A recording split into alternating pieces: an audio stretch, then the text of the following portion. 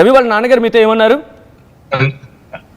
ప్రతి మీడియా వాళ్ళు camera mic తీసుకొస్తున్నారు, నువ్వు పంపించావని నీ పేరు చెప్పి వస్తున్నారు, నువ్వు ఎందుకయ్యా నా జీవితంలో ఇలా నువ్వు బాధ పెడుతున్నావు సలీం అని ఆయన బాధపడేస్తారు.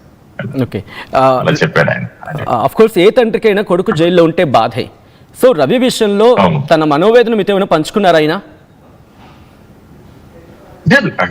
భావాలు ఉంటే సార్, ఇప్పుడు మన ఉంటే మనం ఇప్పుడు మీడియా ఆన్ కెమెరా చెప్పేది ఏది ఉండదు సార్. ప్రతి మనిషి పరిస్థితి అనుభవాలు ఉంటాయి.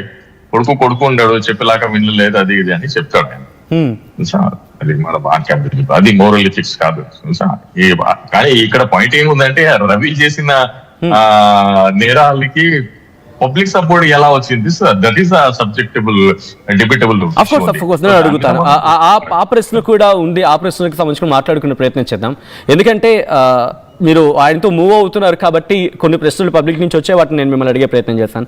So coming to the subject, మరి రవికి ఇక్కడ రవి మీద చాలా సెక్షన్స్ ఉన్నాయి, చాలా కేసులు ఉన్నాయి. ఇక్కడ ఇంకొక స్ట్రైట్ క్వశ్చన్ నేను మిమ్మల్ని అడిగే ప్రయత్నం చేస్తున్నారు. మళ్ళీ మీ నుంచి స్ట్రైట్ సమాధానం ఎక్స్పెక్ట్ చేస్తా. కేసు హ్యాండిల్ చేస్తుంది నేరుగా సజ్జనార్. సో సజ్జనార్ని సలీం ఢీకొనగలరా? ఒకవేళ రవి తరపున రవి కనుక ఒప్పుకుంటే, సలీం వాదిస్తే సజ్జనార్ని సలీం ఢీకొనగలరా? సజ్జనార్ కాదు, ఎవరు హోమ్ మినిస్టర్ అమిత్ షా కూడా హ్యాండిల్ చేస్తే సలీం ఢీకొట్టే క్యాపబిలిటీ పర్సన్. ఓపెన్ ట్రూత్, దానికి ఏం లేదు.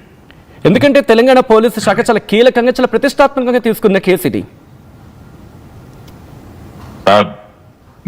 మీకు చెప్పాలంటే ఒక ట్రూత్ చెప్తున్నా.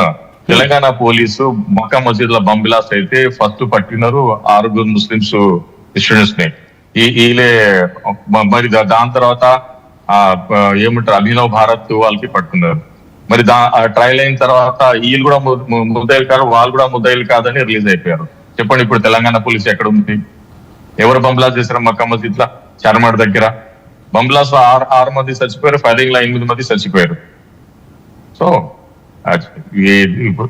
ఈ రోజు సలీం గారికి ఈ కేసులో పోలీసులు చాలా సెక్షన్స్ చెప్తున్నారు, చాలా ఆరోపణలు వినిపించే, ఇంకా 20,000 సినిమాలకు సంబంధించి పైరసీ చేశాడనేది, దాంతోపాటు సుమారు 2,000 కోట్ల రూపాయల నష్టం ఇండస్ట్రీ కలిగించని చెప్పి పోలీసులే చెప్తున్నారు కదా, ఇన్వెస్టిగేషన్ కొన్ని ఆధారాలతో సైతం చూపిస్తూ.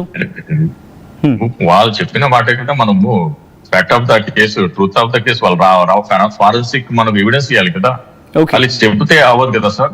అది జస్ట్ అలిగేషన్స్ ఉన్నాయి, వాళ్ళు చెప్పారు, వాళ్ళ వ్యూ పెట్టే రైట్ ఉంది. బ్యూటీ ఆఫ్ డెమోక్రసీలో పెట్టండి, మనకేం లేదు. ఇప్పుడు సి కళ్యాణ్ గారు అన్నారు ఎన్కౌంటర్ చేయండి, ఓకే.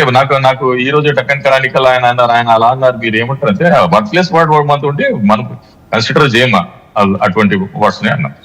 అది ఇక్కడ క్రైమ్ అనే పదం వినిపిస్తోంది. క్రైమ్ అనే పదం ఐబొమ్మ రవికి అప్లికేబులా? లా ఏం చెప్తుంది? అది లా ఏం చెప్తుంది, అది ఏమంటారు జ్యుడిషియరీ మీద డిపెండ్ ఉంది. అది సమాజం ఏం చెప్తుంది అది చెప్పండి మీరు నాకు. ఓకే, అఫ్కోర్స్ సమాజం నుంచి majority of people iBomma Ravi చేసింది మా కోసం, మా మంచి కోసం అని చెప్పి మెజారిటీ ఆఫ్ ద పీపుల్ చెప్తున్న మాట. అయినప్పటికీ తను చేసింది తప్పా రైటా? నేను చెప్పాను కదా, సమాజం ఏం చెప్పింది మీరే చెప్పండి. జ్యుడిషియరీ ఏం డిసైడ్ చేసింది అదే ట్రూ ఉంటుంది. నేను జస్ట్ డిఫెన్స్ చేస్తున్నాను, ఆయన చేసిందా చేయలేదు. All fact will come to after 1-to-1 అతనితో మాట్లాడిన తర్వాత. This is are allegations are came. This is ఇది ఐబొమ్మ రవి కాదు, దీనికంటే పెద్ద పెద్ద కేసులు ఉంటాయి. కానీ ఈ కేసు ఏమంటారు సోషల్ మీడియాలో కామన్ పీపుల్ అతనికి సపోర్ట్ చేశారని ఇంత హైట్ అయింది ఈ రోజు. అందువల్లే మీరు నేను కూర్చుని మాట్లాడుతున్నాను సార్. సలీం గారు, ఇక్కడ ఐబొమ్మ రవి రేపు దాదాపు 5 రోజులు కస్టడీ ముగుస్తున్న క్రమంలో మీరు గతంలో కూడా మనం మాట్లాడాం, 1 వీక్ లో బయటకు రావాల్సిన వ్యక్తి ఇంకా జైల్లో ఉన్నాడు. ఆ సెక్షన్స్ ఏవి అటువంటి సెక్షన్స్ కావు, అన్ని రోజులు అవసరం లేదని చెప్పి స్టిల్ మీరు ఇంకా పదం మీద నిల్చుంటారా? ఒకవేళ వస్తే ఎప్పుడు వచ్చే అవకాశం ఉంటుంది? బెయిల్ కావచ్చు, వాట్ ఇట్ మేబీ తనకి సాంత్వన చెప్పండి కదా. యాజ్ పర్ ఆ సెక్షన్ ప్రకారం 1 వీక్ లో రావాలి. ఓకే, వాళ్ళు ఏదైనా మరి ఆర్డర్ చేసి ఏదైనా సెక్షన్ పెడితే మళ్ళీ దాని మీద ఎక్సెస్ చేయాలి మన మధ్య. ఈ సెక్షన్స్ అయితే బెయిలబుల్ సెక్షన్ ఉన్నాయి. అది ఓకే.